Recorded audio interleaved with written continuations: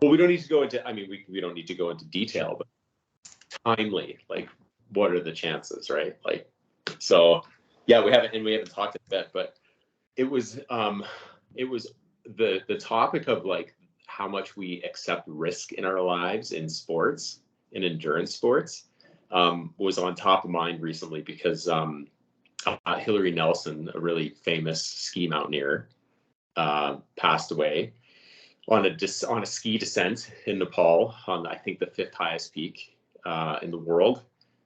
She was doing the first ski descent with her partner, husband, 49 years old, and just caused what sounded like a tiny little avalanche, like something that she probably had skied through, like 100 times, and it just knocked her off her feet, and that was it. And like, man. And then so that weekend I was in the mountains hiking with William, our youngest, and he wanted to go off on this different trail, and we looked at the map, and I'm teaching him how to do that stuff and look at like trail forks and figure that we'll make our way back to where we wanted to be. And so it's important for him to know those things, but we always accept risks. So we got into a piece of trail and it got sort of steeper and steeper and more kind of off camber, and he was concerned, and I was telling him, like, just as long as you have 3 points of contact, right, both your feet, get one of your hands on the, like, grab something if you need to, and showing him how to sort of navigate that. But we can't not accept some risk, right? Like, so I'm trying to teach them to sort of govern that stuff. I think there's a lot of risk in doing nothing too, but it's just sort of on top of mind. And here you are doing your annual MS bike tour ride, and you've had a couple people hit the ground. And I thought, you know what, we should talk about this on the podcast because you accept it into your life in a huge way. And like, it's not an exaggeration. Like, multiple people died in the pro tour, in the world tour, while you were professionally racing, right? Like, died. So I don't know, like, I don't know, like, I don't even know where to start the topic. Like, how did you circle back to be able to race again, like the next day in circumstances like that? Like, just the whole thing is crazy. But we all do it. Like, I don't ski mountaineer, but we all take risks every time we go out the door. And the biggest one I probably take is just road cycling, just motorists, right? And road cycling. And like, statistically, that's probably the most dangerous thing that I do. But yeah, if you're a ski mountaineer, you have, avalanches and whatnot to worry about. And, sometimes you can be, the smartest person in the world, but that doesn't, nature speaks its own language, right? So, yeah, I've lost a lot of friends in the mountains, and yeah, sometimes there's no rhyme or reason, just the wrong place. And do you ever feel like there's like, sometimes I feel like there's like a statistical element to it too, right? So I'm like, well, the more time I spend on the road, the more likely statistically there is that something might happen, right? Did you ever think about things like that when you were? Oh, absolutely. That's why it's like, use, if you're going out on the road, like, use good lights, have a good backlight, have a good front light, and wear, a bright jersey and a helmet, and ideally pick a route that doesn't have too much traffic, and, at the right time of the day, all that. Yeah. Sure. But if you're going to be out at the end of the day, and there's going to be lots of, maybe the sun's starting to go down, there's big shady spots, wear a bright jersey, wear a bright helmet. I got an orange helmet. I'll show it to you.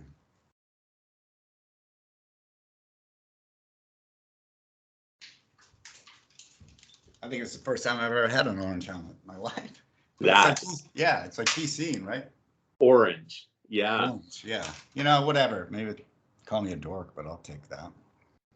So when you became a pro, like, how much did you ever consider danger as a reason to not do it? Did you, like, as a neo pro, like, as you were starting to become, as it became actualized, this was something that you could do, did you ever think it's pretty dangerous though? Or at 22, 23 years old, was that not even on your radar? No, I knew it was dangerous. I felt sometimes definitely scared. When you're descending there in the pro peloton there, it's like, you don't just descend at their speed, you're getting dropped right off the back. So like, you got to go way above and beyond your comfort zone sometimes, and, every once in a while, if you're not descending well, you're going to hit the deck. And that happened to me plenty of times. But then you learn to descend. I don't know, towards the end of my career, maybe I was descending a lot better than before. Or I kind of started out a little bit late, and descending was hard. It was hard. Yeah. But yeah, you got to figure it out. You got to figure it out. And yeah, there were times, but if you crash it going at some of those speeds, the likelihood of getting up sometimes is not that good, Oh, yeah. Like it's not only fear of dying, but it's also fear of a catastrophic injury, right? Like you could snap your neck like that, run into a guardrail. Yeah. And you've broken your, like people who have that exact same injury. Not the exact same injury, but the exact same accident. If you break a different vertebrae, like you're paralyzed, right? Yeah. When I broke my back, I was extremely lucky. But a kid at the time, and like, oh, I'm just resilient. But little did I know, like, I was so lucky, very close. So an inch here and an inch there, right? Like, so yeah, you gotta weigh it. You gotta weigh your, weigh your risks. But yeah, you can't just sit on the couch all the time and be afraid to get out and get after it. But definitely weigh, try to make smart choices. Yeah, that's what I think that's it, right? Like I think about the fact that, and I live 40 minutes from the mountains, right? So I have a lot of friends who are backcountry skiers, and there's obviously a lot of inherent danger in that, especially with avalanches. But and then we have like all these irrational fears. Like if you look at the number of people who get caught in an avalanche or eaten by a bear, I mean, it's a tiny percent of all of the things that can go wrong. Like the most dangerous part of your day is usually driving to the trailhead, right? This is the time in the car. That's statistically the most dangerous time, but we don't get focused on that piece. It's really weird how we sort of like calibrate risk in our minds. Like I don't want to do like big mountaineering. Well, my life hasn't gone in that direction anyways. I don't have time and the resources to spend 3 months in Nepal. But in a different life, I definitely could have done stuff like that and been I feel like okay with accepting that risk was just like part of, like what you do. And we've had Laval St. Germain on the podcast. That's somebody who's accepted massive physical risk in his life. In fact, he just, in a very Laval fashion, was running up a mountain in Romania and cracked some ribs yesterday, it looks like. Like, of course. I mean, you rode across the Atlantic. Yeah, I mean, rowing a boat solo across the Atlantic is dangerous it's dangerous in ways that I haven't even thought about. I'm just thinking about like storms and what if something goes wrong with a boat, but it's probably a whole bunch of other things that could have gotten screwed up there. He talked about getting the pieces of his fingers amputated like it was, going to get a haircut, like no big deal. So we're all somewhere on there. It's difficult to not sort of accept some of it into what we do. But then there's a whole nother piece of it that we've never really, I don't think, ever thought about. But people are way scarier than animals and avalanches. Like 100 million people die from other people every year. 100 million people from other people. And there was a what's the right word? A very highly publicized case in somewhere in the southern U.S. of a lady jogger going missing and then turning up in the worst possible circumstances and stuff. And like, you just people and comments, and that's why you don't run outside. And it's like, is that really like the right thing to say to people? Like like a woman shouldn't be able to go for a jog in the morning by herself because people aren't safe. Like it's just, I don't know. It's been on my mind. The whole thing seems crazy, and we're in the most fortunate circumstance because we don't necessarily need to think about that piece of it, right? But there's famous stories of outdoor things happening and people happening to people in the outdoors too, right? There was a long article in Outside Magazine about a murder that happened on the Appalachian Trail. Like, not that's not why people go on adventures like that, right? But these things happen all the time. So you could do nothing and still have the worst happen to you. So you can't do nothing. But yeah, I guess that's it. Like how have you changed in the way that you accept risk? Because you still ski, right? You still hike, you still mountain bike, you bike packing.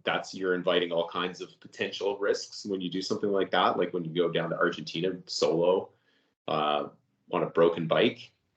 Like, you know, like how has it changed for you as you've gotten older, become a dad? Like, how have your considerations of those things changed? I've definitely slowed down a lot. I mean, I don't really take a whole lot of risks anymore. You know, I don't, when I mountain bike, I don't go downhill very fast for sure. I don't know. I kind of was been there, done that. I don't feel like I have anything to prove anymore. I don't know. I don't need to, it's fine if all my buddies drop me on the descent or on the ascent, that's fine. I don't know, just slowing down a little bit. It's not all about, going fast and breaking records. Yeah. But you grew up, growing up, I wasn't like that. I was a ski racer. It was all about time. I didn't really enjoy skiing until I stopped ski racing. Really enjoyed it, because I was just so focused on ski racing my whole life. And then, then an injury took me off skis, and I was like, oh, wow, skiing is actually pretty fun. I was so serious about it, Then I got pretty serious about cycling, and yeah. I have a lot of fun with cycling these days. Yeah, I enjoy it a lot. Yeah, and skiing's super dangerous. And you grew up in mountain culture, right? And me too. And I know people who've been lost in the mountains,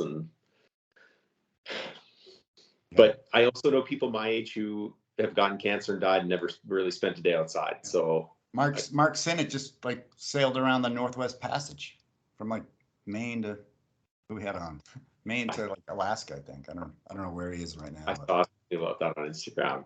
Yeah. Like, talk about accepting risk, right? Like, and a father, right? Yeah. But yeah, like Hillary Nelson's mom of two. Yeah. But you can't. It's like there's a period of time where I guess you're not yourself unless you do those things. For sure. I mean, Mark Sinnott was born to adventure, for sure. For sure. I'm sure Hillary was too. Yeah, I don't think there's any other way that they can sort of be. So I don't know. It's interesting.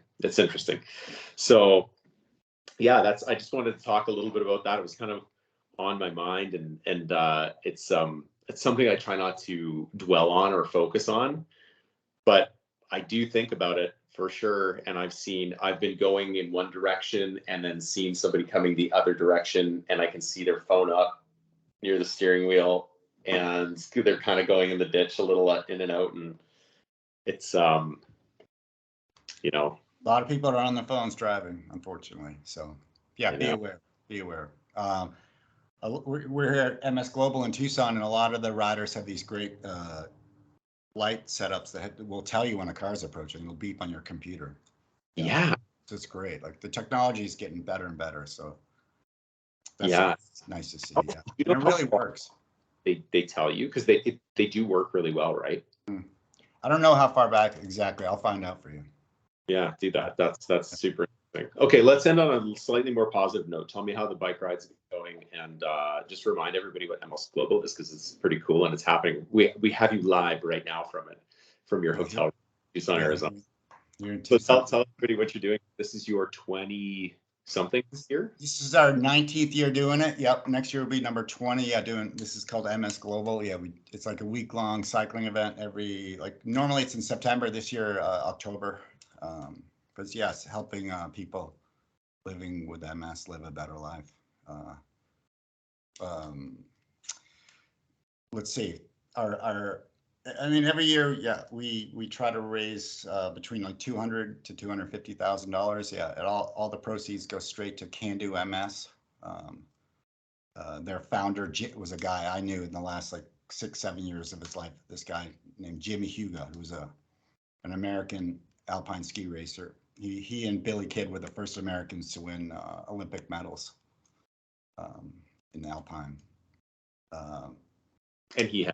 That was in 1964. Yeah, 64 is when he won a bronze medal. I think it was in Innsbruck, Austria. And then by 68 in the next Olympics, he was in the start gate of the Olympic slalom, and he had to close one eye because he had double vision from MS symptoms. He didn't realize it was MS. Right. Closed his eye, was 10th that year. I think fast forward, 3 or 4 years, 71, 72. He was officially diagnosed with MS, and at the time they didn't know a whole lot about the disease, and they just said, save your energy, sit on the couch, and Yeah. rest. And he tried that for a few years, and he was, you know, down and depressed, and said, this is no way to live. I'm going to get up and do what I can do. And he started doing that, started moving. You name it, skiing, cycling, water skiing, all of it. Yeah, he created a foundation, which is now Can Do MS, which is based in the Vail Valley in Colorado. So yeah, they help people with MS and their families, you know, live a better life. So you're raising $200,000 every year. We try to, yeah, 2 to 250. Yeah. So you're like over $4 million in 19 years. I don't know where exactly it is, but yeah, we've done a good job. Wow, I didn't realize it's all about the volunteers. It's all volunteer work. Yeah, my dad's really put it on. I had a foundation years ago that MS Global was our marquee event, and then, you know, foundation was tough to run, and so we you know, didn't do that anymore, but we kept the marquee event MS Global in it. It's my dad kind of took it over and has helped. It's really survived since 2008. So yeah, it's been great. So I'm lucky to have him have all the support from him. Yeah, I mean, it wouldn't exist today without him. 100%. That's crazy. And so he's my roommate. I wish he was here, but he's not here.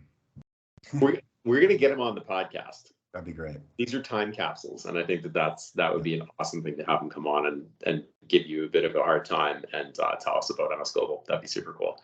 Yeah. But how much have you seen change in the 19 years? Because I have one of my best friends has MS, and a bunch of other people that I know have MS. But one of my very best friends, who's like a brother to me, has MS, and it's like I've learned a lot ever since his diagnosis about 10 years ago.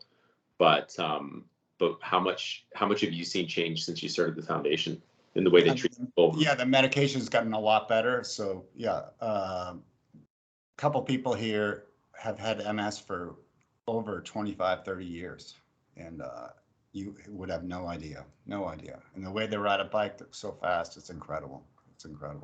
Is Gene Caffrey there?